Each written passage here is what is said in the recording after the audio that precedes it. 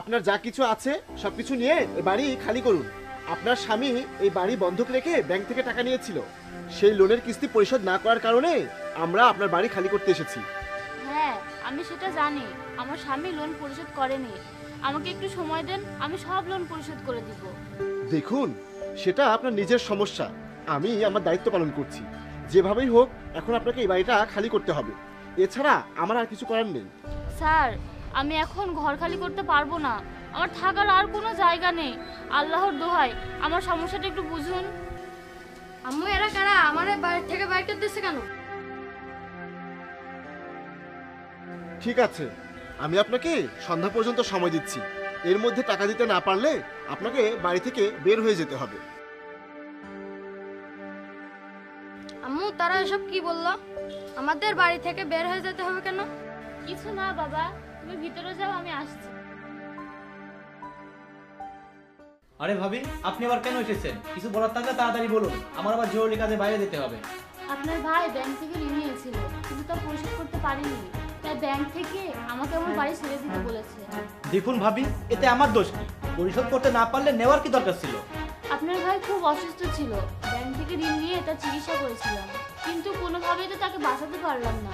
সবকিছু শেষ করে দিয়ে তো সে চলে গেল। কিন্তু আমি আর আপনাকে সাহায্য করতে পারবো না, আমার সংসারের অভাব, আপনি যান এখান থেকে।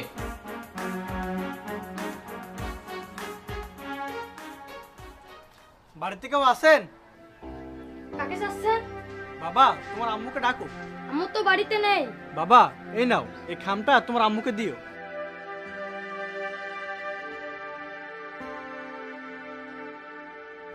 মা, এই খামটা একজন দিয়ে গেছে। আমার মনে হয় এই খামটা ব্যাংকাররা দিয়েছে বাবা, তারা আজ আমাদের বাড়ি থেকে বের করে দিবে, আমাদের রাস্তায় গিয়ে থাকতে হবে। মা, দেখো না কি আছে এই খামে। বাবা, এখানে তো অনেক টাকা। কে পাঠিয়েছে মা? বাবা, আমি জানি না কে পাঠিয়েছে।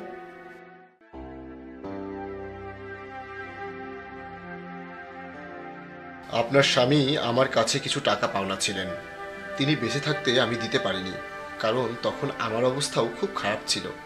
দয়া করে টাকাগুলো পেয়ে আমাকে ক্ষমা করবেন।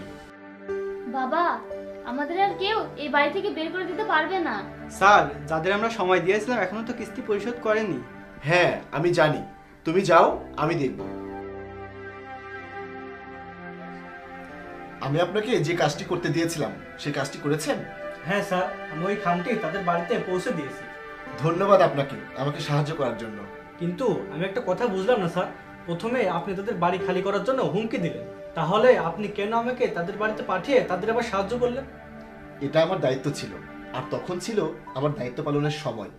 আমি যখন সেখানে গিয়েছিলাম তখন আমি তাদের সাহায্য করতে পারিনি, কারণ আমার সাথে ব্যাংকের অন্য একজন কর্মকর্তাও ছিলেন।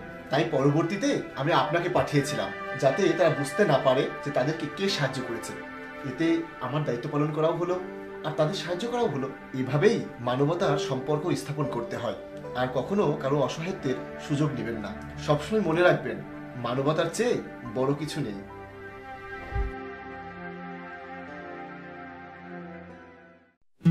Morning dew tickles my toes. Birds are singing songs we know. Trees are swaying feet below as the gentle breezes blow. Whisper tales of ancient lore. Leaves rustle through a secret door. Fields of green forevermore. By the stream we'll explore. We're dancing in the rain tonight, with the stars so big and bright.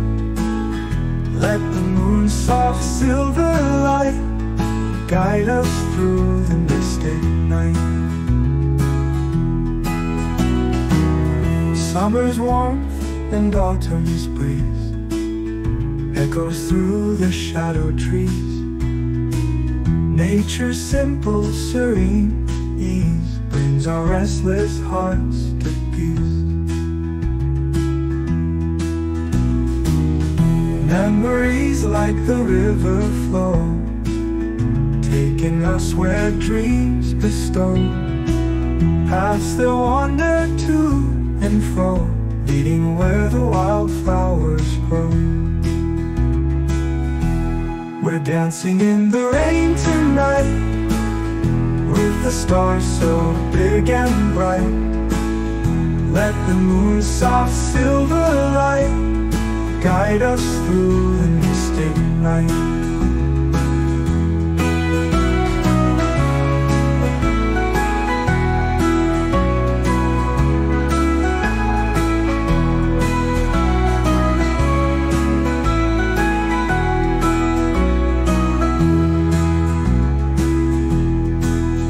Memories like the river flow, taking us where dreams bestow.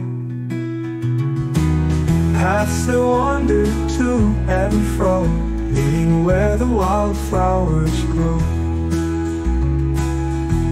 We're dancing in the rain tonight, with the stars so big and bright.